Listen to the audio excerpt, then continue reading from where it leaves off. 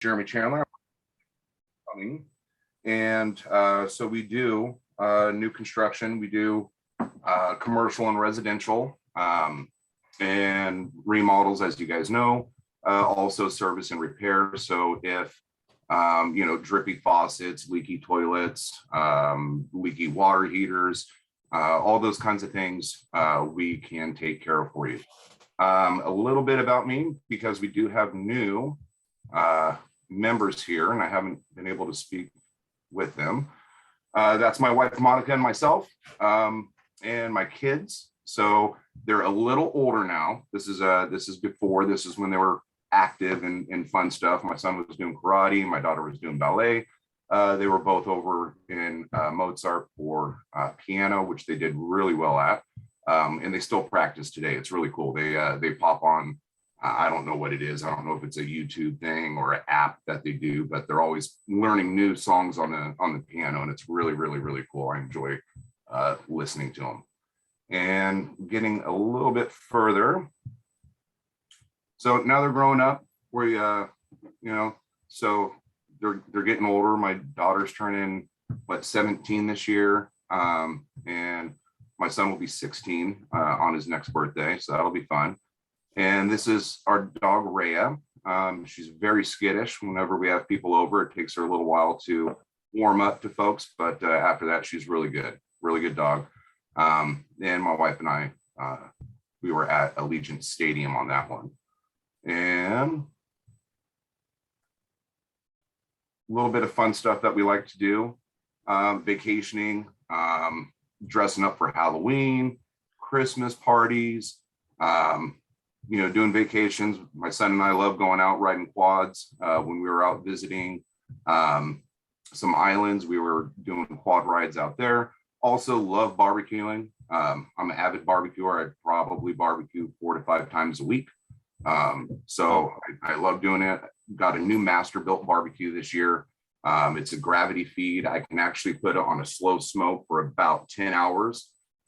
Which is awesome. I don't have to sit there and mess with it or anything like that. It's all digitally controlled. It's almost like a Traeger, but it uses lump charcoal instead. So it's a really cool thing to do.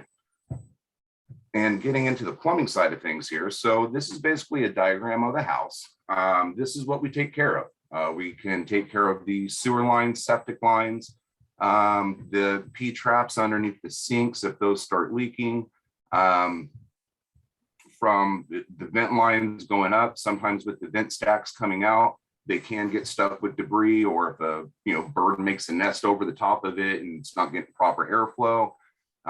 Normally though, in the waste lines, when you hear the bubbling or if your toilet starts bubbling, that's going to mostly be a mainline backup, where something's clogging it and the water's trying to flow out, but it can't. And so it'll actually draw the air from other traps inside the house, whether it be a sink or a toilet. Normally it's going to be the toilet though.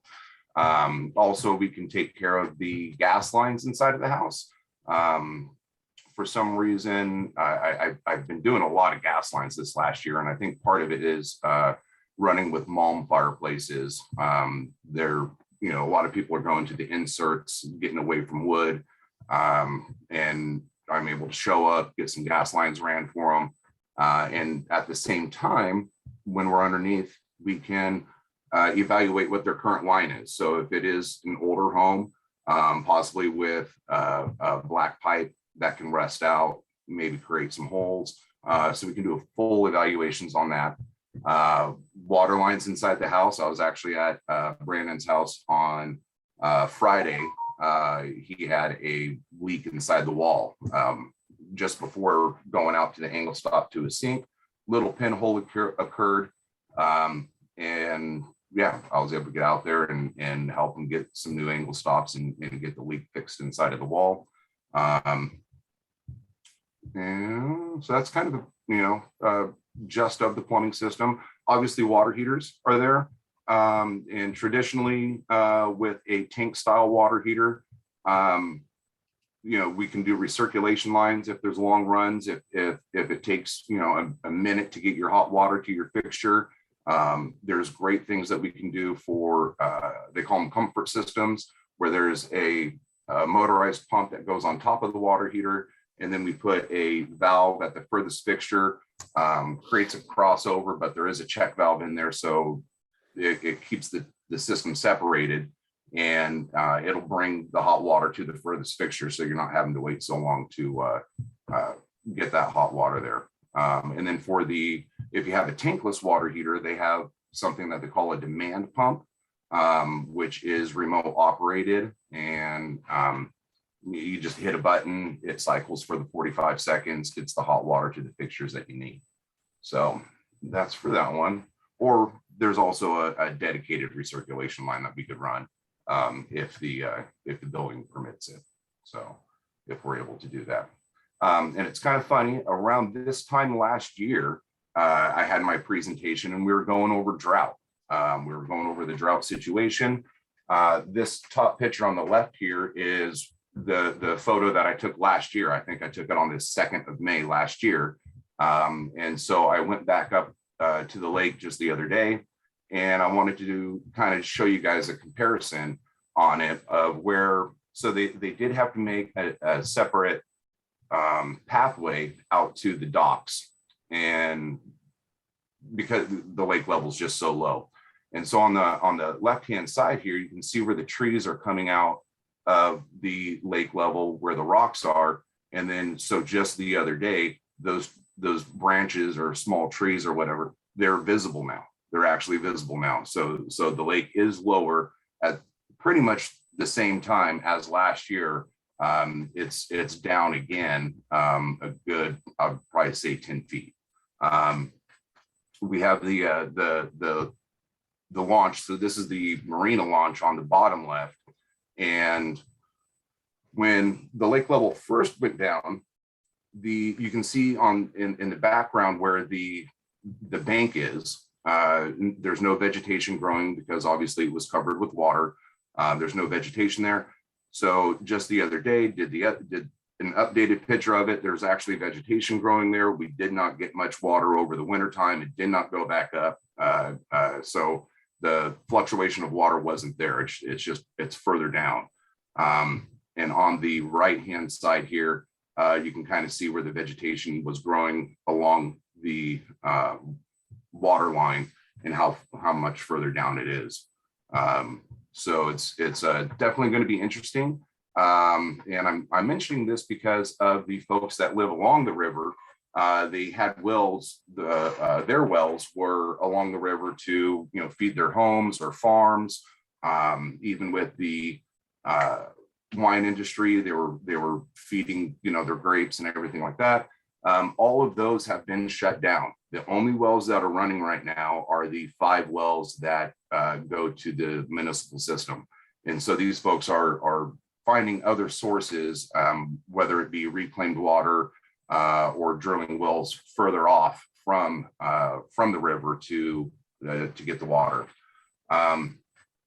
So it's fun stuff.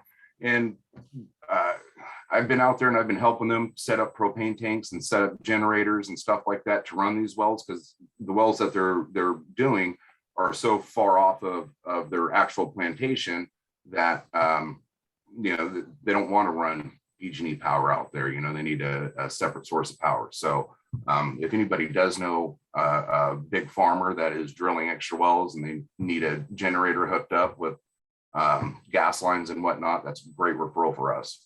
And then here's just some of the work that I've done. The top left here is kind of a before and after picture. This was done at a mobile home. The water heater was leaking and I showed up, had crossbars in the way. Nothing was really draining out beyond the cabinet. And they don't make water heaters the same as they used to. They're kind of streaming them now. There was more choices 5 years ago. So when we went ahead and replaced this one, it barely fit in that cabinet.